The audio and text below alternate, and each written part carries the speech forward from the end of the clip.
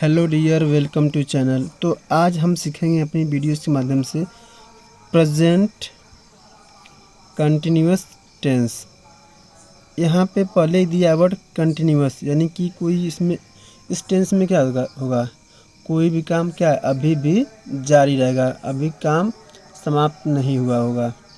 तो देखते हैं कि इसकी पहचान क्या होती है, इसकी हेल्पिंग वर्ब क्या होती है, मेन वर्ब की कौन सी फॉर्म लगती है, और सब्जेक्ट है तो कौन से सहायक के लगाएंगे। तो एक एक चीज़ को हम लोग समझते हैं बिल्कुल बारीकी से। तो पहले यहाँ पे लिखा है पहचान, यानी कि जिस वाक्य के अंत में रहा है, रही है, रहे हैं आदि शब्द आए, प्रेजेंट कंटिन्यूअस टेंस कहलाता है।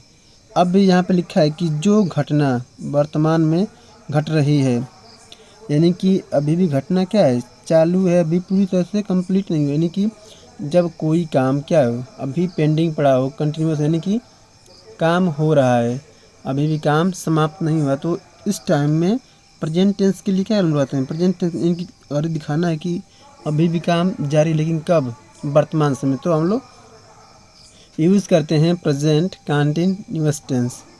अब देखते हैं इसका पहला पार्ट आता है अफर्मेटिव, दूसरा निगेटिव और तीसरा इंटरोगेटिव। इंटरोगेटिव के बीच दो पार्ट होते हैं, पहला होता है एस नो टाइप क्वेश्चन और दूसरा होता है WH टाइप क्वेश्चन। यानी कि अब देखते हैं यहाँ पे पहला सेंटेंस हमारे पास है यहाँ पे अफर्मेटिव सेंटेंस, यानी कि साधारण वाक्य, साधारण वाक्य। अब इसका दिया स्ट्रक्चर, सबसे पहले आता है सब्जेक्ट। सेंटेंस कैसा भी हो सबसे पहले क्या आता है सब्जेक्ट आता है, उसके बाद से हेल्पिंग वर्ब, यानी कि क्या करे सेंटेंस को बनाने में क्या करें असिस्ट करें, यानी कि सहायता करें। तो यहाँ पर दिया है कि इज, एम, आर। अब तीनों में से कोई एक रहेगा अकॉर्डिंग टू सब्जेक्ट। अब देखते हैं यहाँ पे लिखा है कि मेन वर्ब की फोर्थ फॉर्म, यानी कि अगर गो दिया है तो क्या करेंगे हम इसमें ING ऐड करेंगे तो हो जाएगा गोइंग।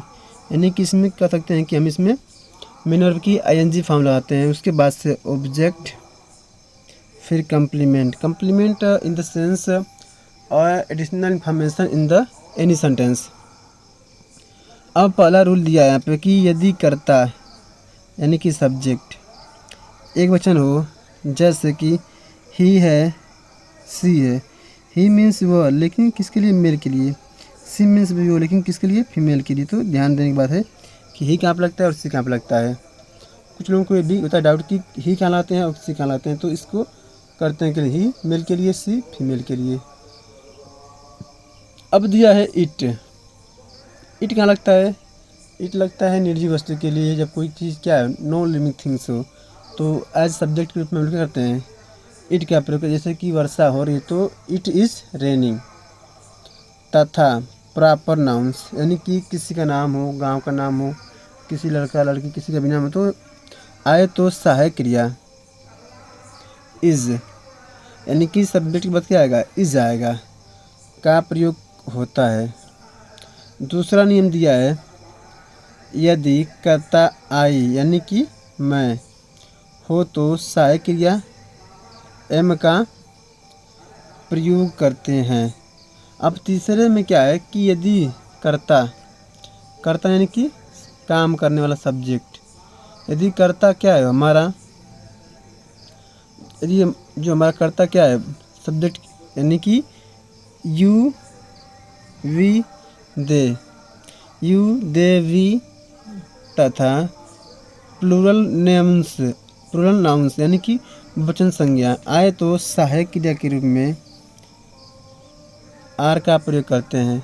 जैसे कि अब देखते हैं इस जितने भी हम लोग कॉन्सेप्ट पढ़े हैं उस पर बेस कुछ यहाँ पे एग्जाम्पल्स दिए हैं, तो हम बारी बारी से सभी एग्जाम्पल को देखते हैं। पहला दिया है कि सूर्य पूर्व में निकल रहा है, यानी क्या है अभी भी क्या है सूर्य निकल रहा है, अभी पूरी तरह से निकला नहीं है, यानी कि काम क्या है अभी भी कंटिन्यू है, जारी है। तो कह रहा है कि सूर्य पूर्व में निकल रहा है। सबसे पहले यहाँ पे दिया था हम लोग ऊपर पढ़े थे सब्जेक्ट, तो यहाँ पे क्या लिखा है सूर्य। सूर्य के पहले सूर्य को हम लोग बोलते हैं इंग्लिश में सन, लेकिन उसके पहले क्या लगा है, द लगा है। क्यों? जब कोई क्या हो, आकाशीय पिंड हो, यानी कि क्या, जब कोई हमारे वर्ल्ड में एक ही चीज़ हो तो क्या हम उसके पहले आर्टिकल द का यूज़ करते हैं। तो यहाँ पे द सन हो गया। अब सूर्य तो एक ही हमारे, तो यहाँ पे इसके अनुसार हेल्पिंग वर्ब इज का प्रयोग किया है।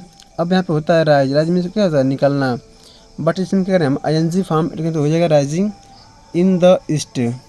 ईस्ट में क्या होता है, पूर्व। ये भी क्या है, दिशा है। दिशाओं के नाम के पहले हम लोग क्या करते हैं, आर्टिकल द का प्रयोग करते हैं। द क्या होता है, आर्टिकल डिफिनिट आर्टिकल होता है। आर्टिकल हमारे पास दो होते हैं, एक होता है इनडिफिनिट और एक होता है इनडिफिनिट। तो इनडिफिनिट में आते हैं ए एन और डिफिनिट में आते हैं द। अगला एग्जाम्पल है कि सितारे आकाश में चमक रहे हैं, यानी कि क्या है, जो तारे हैं क्या है, एक नहीं एक से अधिक हैं, तो द स्टार्स आर। अगर यहीं पे बात हो कि जब एक तारे की बात हो तो क्या हम लोग आएंगे, द स्टार इज, लेकिन यहाँ पे क्या है, एक से अधिक हैं, तो the stars are shining in the sky. अगला सेंटेंस है कि वह रामायण पढ़ रहा है। वह यानी कि क्या है, मेल है तो ही लिखे। इस क्या है, ये हमारा एक वचन करता है, तो इसके साथ हमने इज लगा दिया। उसके बाद से रीड मीन्स होता है पढ़ना, लेकिन हम क्या करेंगे, इसमें आईएनजी फॉर्म ऐड करेंगे तो हो जाएगा रीडिंग। उसके बाद से द रामायण। रामायण क्या है, एक ग्रंथ है। जब महाभारत और रामायण या गीता की बात है तो उसके पहले हम लोग आर्टिकल द का यूज़ करेंगे। अब लास्ट सेंटेंस है इसके बेस पे, चाँद आकाश में चमक रहा है, यानी कि मून क्या है, मून तो हमारे वर्ल्ड में एक ही है, नेचुरल। आर्टिफिशियल तो बहुत सारे बनाए हैं, लेकिन क्या है, जो प्राकृतिक रूप से क्या है, एक ही है। तो इसके पहले भी हम लोग आर्टिकल द का यूज़ करते हैं। अब चंद्रमा के तो हेल्पिंग वर्ब इज, शाइनिंग होता है चमकना, इसमें हम लोग क्या करेंगे, आईएनजी फॉर्म लगाएंगे तो शाइनिंग हो जाएगा। कहाँ चमक रहा है आकाश में, तो इन द स्काई। ये क्या है, हमारा कम्प्लीमेंट है।